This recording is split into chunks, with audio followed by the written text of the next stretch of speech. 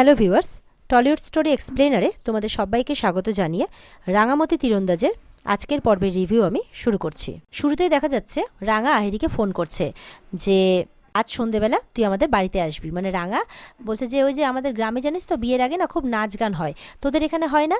তখন আহিরি কিন্তু গয়নাগাটিগুলো দেখছে আর কি বাড়িতে বসে। তখন আহিরি বলছে, ও তুমি সঙ্গীতের কথা বলছো? বলে ওই হবে একটা, বিয়ে উপলক্ষে একটু নাচ গান না হলে কেমন হয় বল।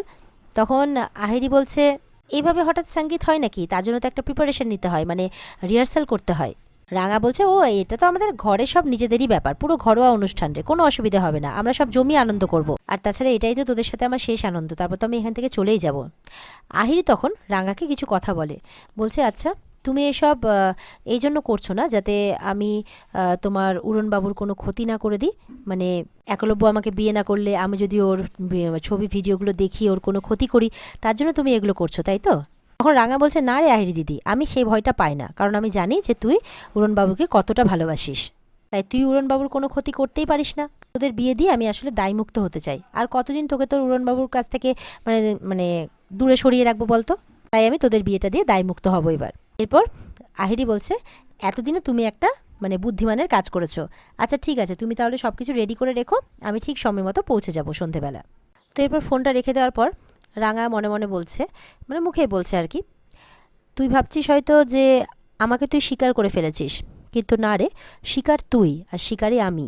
তোকে ধরার জন্যই আমি জাল পেতেছি, আর সেই জালে তুই ধরা পড়বি, শুধু সময়ের অপেক্ষা। এরপরে দেখা যাচ্ছে সন্ধেবেলার অনুষ্ঠানের জন্য বাড়িঘর সাজানো হচ্ছে। সেখানে রাঙার সাথে অদিতি আর পিসুমণিও রয়েছে। বড়দা মেজদা তখন নিচে নেমে আসে আর জিজ্ঞাসা করে, বাবা এখনও বাবা এখনও ব্যাংক থেকে ফেরেনি? রাঙা বলছে এখনই ফিরে যাবে। মা এরপর সেখানে আসেন আর বলছেন, আমি আর পারি না নবারুণকে নিয়ে।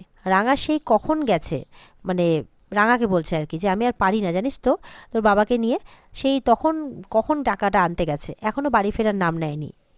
এতটা সময় তো লাগার কথা নয়, আর ফোনটাও কিছুতেই ধরছে না। এরপর সব্যকে বলছে, তুই একটু এগিয়ে গিয়ে দেখ না তোর বাবাকে কোথায় আছে। তখন বড়দা মানে সব্য যাওয়ার জন্য রেডি হচ্ছে, কিন্তু বৃন্দা ওদিকে বারণ করছে, বলছে যে সে নিজে যাবে।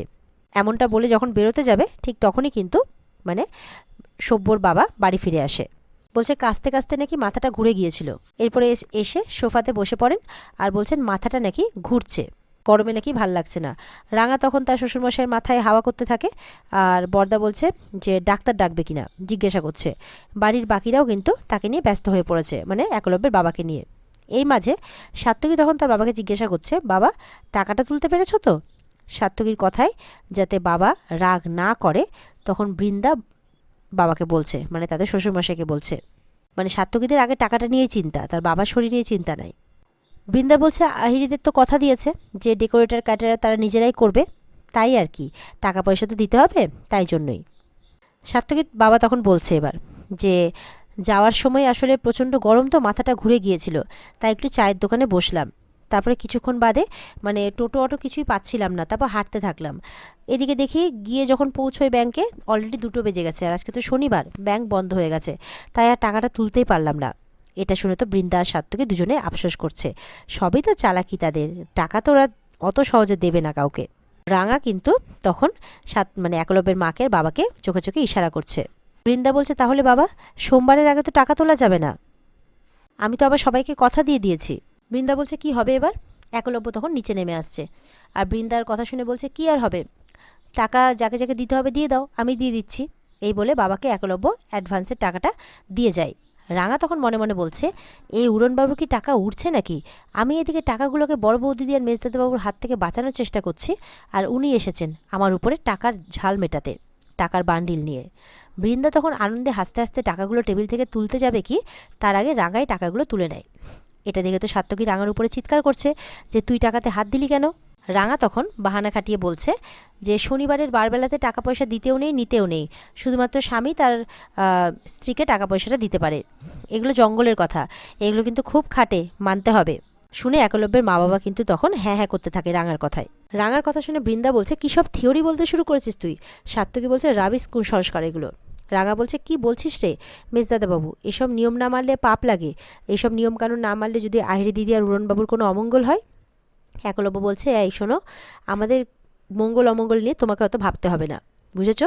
পিসিমণি বলছে, ও মা, ভাবতে হবে না কেন? ভাবতে হবে না মানে এটা কোনো কথা হলো নাকি? রাঙাও ভাববে আর আমরাও ভাববো।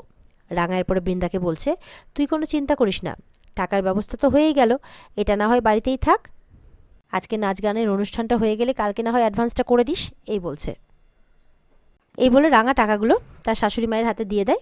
আর দুজনে এরপরে হাতে হাত মেলাচ্ছে আর বৃন্দার দিকে তাকিয়ে হাসছে। বৃন্দা মনে মনে বলছে, রাঙা হঠাৎ এরকম করছে কেন? সব কিছু কেমন যেন আটকে দিচ্ছে, এক পয়সাও খরচ করতে দিচ্ছে না, ব্যাপারটা কি? এরপরে বৃন্দা আর ময়না কিন্তু নিচে নেমে আসে। আর রাঙার ঘর সাজানো দেখে তাদের মোটেও পছন্দ হয় না, মানে সন্ধেবেলা আর কি। ময়না বলছে, এসব কি হচ্ছে? কি সাজিয়েছিস তুই? এ তো দেখে মনে হচ্ছে যে বাড়ির স্টোর রুমে রাখা পুরনো ফুল সেই সমস্ত কিছু দিয়ে তুই সাজিয়েছিস। বৃন্দা রাঙার হাত ধরে টেনে বলছে যে একলব্যের বিয়ে কিন্তু এটা, হ্যাঁ, খুব বড় করে খুব সুন্দর করে হওয়ার কথা, কিন্তু তুই এখন তো মানে আমার এসব দেখে মনে হচ্ছে যে এক পয়সাও খরচ করা হচ্ছে না এখানে, পুরোটাই যেন সাদামাটাভাবে প্ল্যান করা হচ্ছে। আমি বুঝতে পারছি না যে এর কারণটা কি। এই সব কিছু তুই করেছিস তাই না, এই প্ল্যানগুলো? তখন একলব্যের মা আসে আর বৃন্দাকে বলছে, না, বিয়ের সমস্ত প্ল্যানিংয়ের মধ্যে কোথাও সঙ্গীতের প্ল্যানটা কিন্তু ছিল না, এই প্ল্যানটা শুধুমাত্র রাঙারই। আর এইটুকু টাইমের মধ্যে যা করা হয়েছে যথেষ্ট, যথেষ্ট সুন্দর লাগছে সব কিছু। এইটুকু টাইমের মধ্যে এর থেকে বেশি কিছু করা সম্ভব ছিল না। আর তাছাড়া সবসময় একগাদা টাকা পয়সা খরচ করলেই যে সব কিছু দারুণভাবে হবে তেমনটা নয়, তার কোনো মানে নেই। আহিরিও তখন সেজেগুজে চলে আসে, বলছে যে ঠিক বলেছো আন্টি, আসলে আনন্দ করাটা কখনোই টাকার উপরে ডিপেন্ড করে না, ইমোশন থাকতে হয়, ভালোবাসা থাকতে হয়। একলব্য তখন নিচে নেমে আসে আর সে তখন আহিরিকে বলছে, এক্স্যাক্টলি, তুমি আমার মানে মনের কথাটা বলেছো। আর রাঙাকে শুনিয়ে শুনিয়ে বলছে যে শুধু মানে ভালোবাসা থাকাটা সত্যি খুব দরকার। আর দেখো আজকে আমি সত্যি এই ভালোবাসার জন্যে, তোমার জন্যে কত সুন্দরভাবে সেজে এসেছি।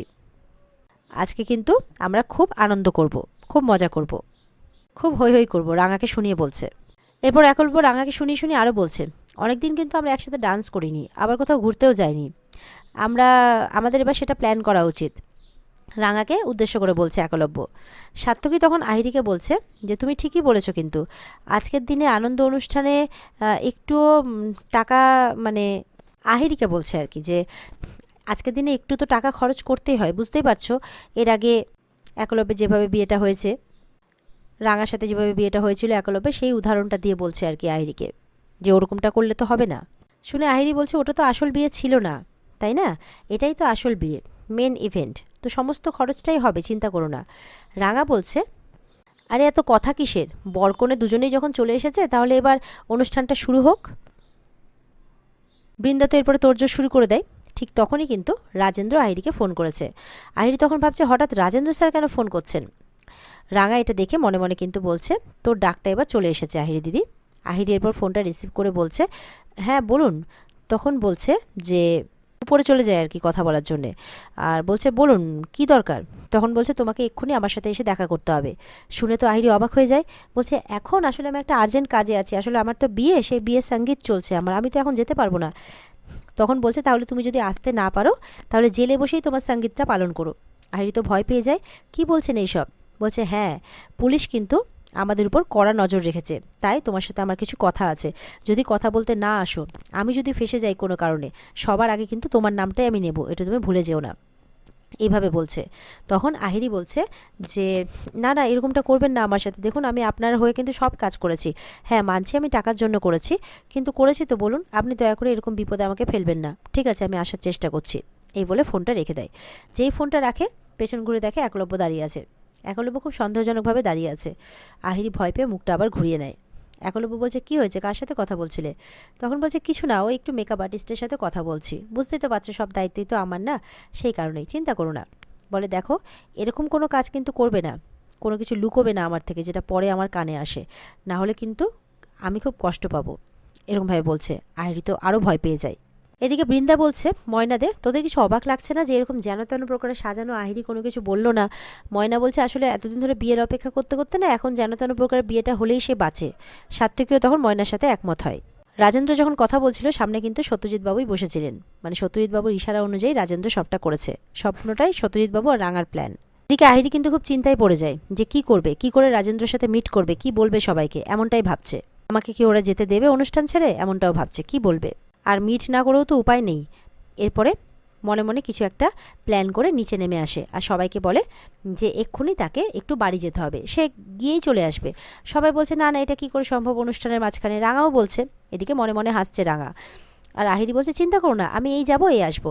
একলব্য বলছে চলো আমি তোমাকে ছেড়ে দিচ্ছি। বলে না না, তার কোনো দরকার নেই, আমার গাড়ি আছে তো, আমি যাবো আর আসবো, চিন্তা করো না। এই বলে কিন্তু আহিরি বেরিয়ে যায়। এদিকে আহিরি বেরিয়ে যাওয়ার পর একলব্যের বাবা ভাবছে এ কি, এরকমভাবে মেয়েটা বেরিয়ে গেল কেন, আর ওকে একটু টেনসড মনে হলো না। একলব্যকে বলছে, একলব্যও ভাবছে। আর এদিকে রাঙা তো মনে মনে হাসছে।